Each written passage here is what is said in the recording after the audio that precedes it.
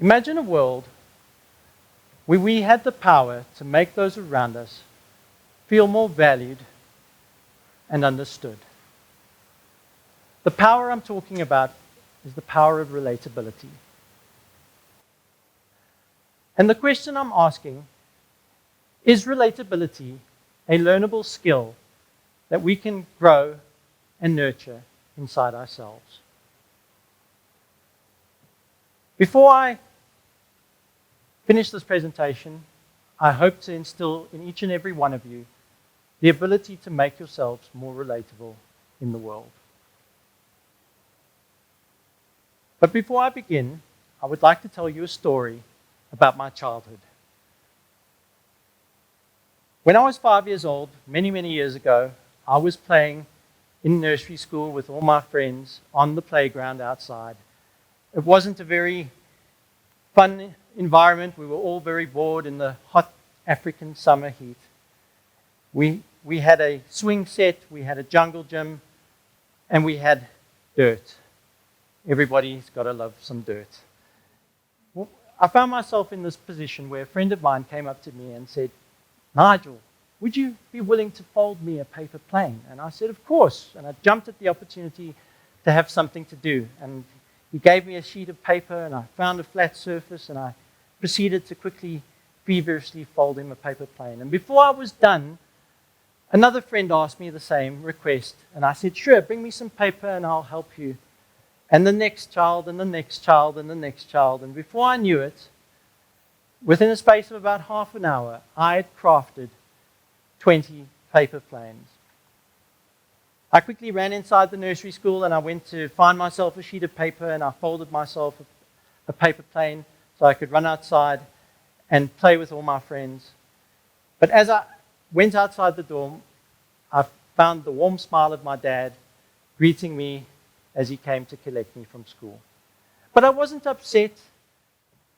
I was quite content that I had turned a dull Wednesday afternoon into something quite fun and electric for all of my friends to enjoy.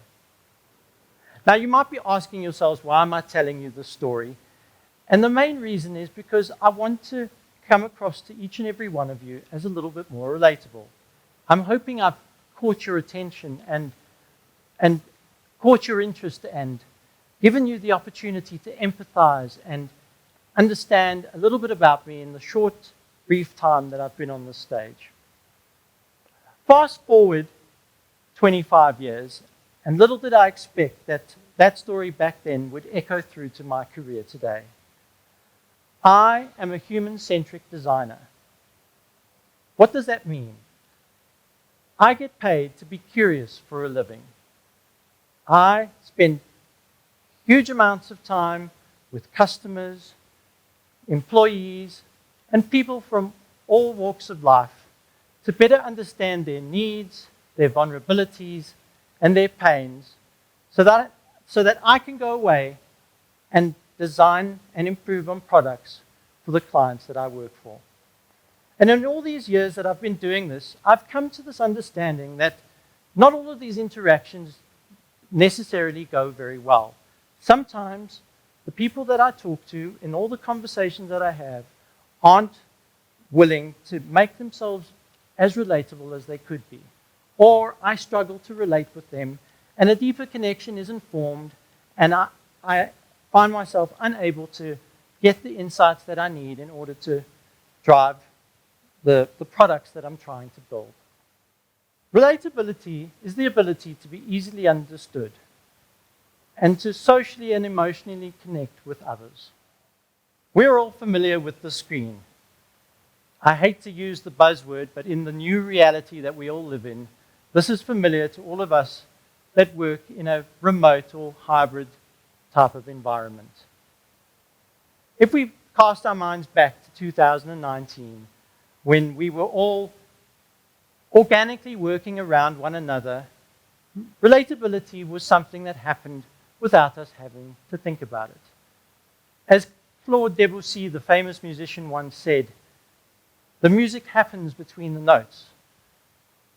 We had the opportunity to have lunch with one another, to have coffee with one another, to laugh and smile and understand all the different things about one another that now I feel is a little bit lost. With screens like this, we find ourselves in this position where meetings get time-boxed, agendas get stuck to. Small talk doesn't really happen, and by the time the meeting is over, we move on and rinse, wash, and repeat. And I feel like relatability is dwindling to the point that we all need to be a little bit more consciously aware of it so that we can do something about it. That being said, though, the power of relatability is still gaining traction in ways that we see on a daily basis. Regardless of what catches our attention, whether it's social media, TikTok, influencers that are using social platforms to leverage their relatability to garner our attention. Everybody loves a good meme. I love receiving a meme that I enjoy, looking at it, and then sharing it with my friends so that we can relate with one another on whatever that meme might be about. Or it might just be the programs that we watch on TV, on the streaming platform that we choose. Whether it's reality TV, or the movies we enjoy, or the documentaries, or the comedians that make us laugh. Relatability is the golden thread that makes all of these things work. Famous TED talkers, brighter minds than mine, that have come in the past before, the likes of Dr. Brené Brown, Adam Grant, or Simon Sinek, are experts in their field on the topics of empathy, authenticity, human connection, and vulnerability. And I've studied these topics deeply because it informs the work that I do. But I've come to this conclusion that the common fabric or thread that helps pull these all together is relatability. I'd like to tell you another story about my childhood. Fast forwarding from nursery school to primary school, at the tender age of about 7 to about 13, from grade 1 to grade 7, I went to a small little private school, and I started with a group of 20 children in my class, and we ended up with 9 by the end. And as you can imagine, with a very small class like that, we all built connections and relationships with each other to the point that we could relate, and it just worked. But there was one child in the class that we failed to connect with. His name was James. James was crippled with an inability to share his feelings and emotions with all of us. He had nervous anxiety. He was incredibly introverted. And as much as we tried, it wasn't a case of him being in an environment where we were being ugly to him. We were very, very open to empathizing with him and including him in everything we tried to do. But unfortunately, by the time our primary school career had ended, we all felt this loss and this sadness that we never got the opportunity to connect with him. Now, the reason I'm telling you this story is it also made me think maybe a little bit of James might live in each and every one of us. Maybe when a new opportunity arises where we have the opportunity to connect with strangers or people we've never met yet, the inclination to lean back instead of forwards sometimes prevails. In the scientific community, great minds like the likes of Carl Sagan, Neil deGrasse Tyson, and Bill Nye realized the power of relatability. And the scientific community in general understand the importance of making complex ideas, taking them and distilling them into something that all of us can relate with, so that the scientific community can drive education and better understanding of complex things so that we can all enjoy in the value of what they understand.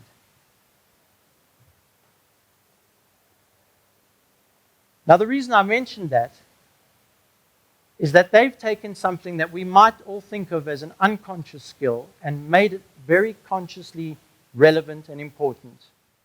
Relatability is a nuanced topic that is part of interpersonal communication, and there's lots of different areas within this topic that you can broaden your horizons on. But based on all my research and based on all my experience, I want to give you 3 key ideas that you can take away with and action right now. The first piece of advice is learn to tell stories. Storytelling is at the inner fabric of what we do to make our ideas stick and be memorable to the people around us. However short or however long, it doesn't really matter. Wherever you have the opportunity, especially with people that you're looking to build connections and empathize with, telling a good story builds a bridge to them so that they can build a bridge back and empathy and connection can take place. My next piece of advice is very important to me because it falls within my realm of expertise. Accessibility forms part of human-centered design, being sensitive to the needs of people that don't fully have the privilege to access the tools and technologies that we all do. Maybe the hard of hearing or people that struggle to see in color. But this is an area that is less spoken about. Use accessible language. Accessible language is basically saying, speak in simple terms.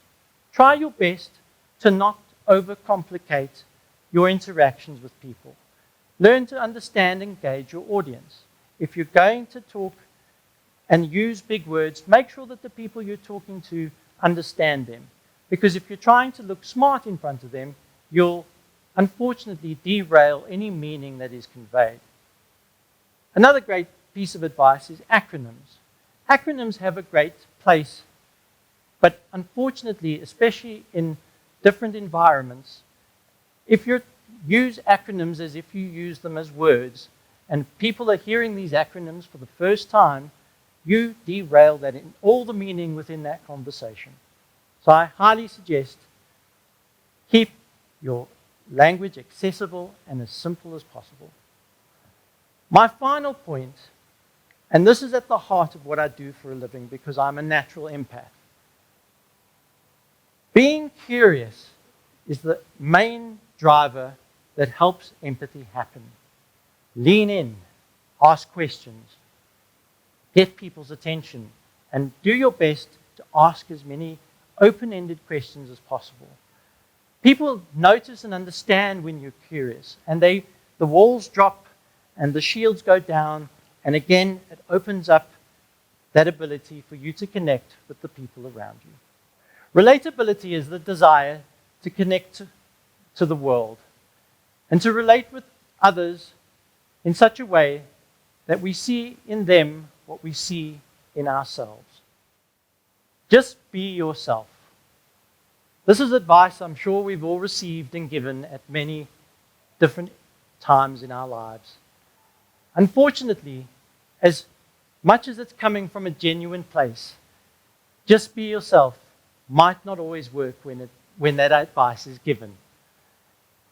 Say you're going on a hot date, or you're going on stage, or whatever it might be, just be yourself is as crippling and as useful as a pool table on a sailboat.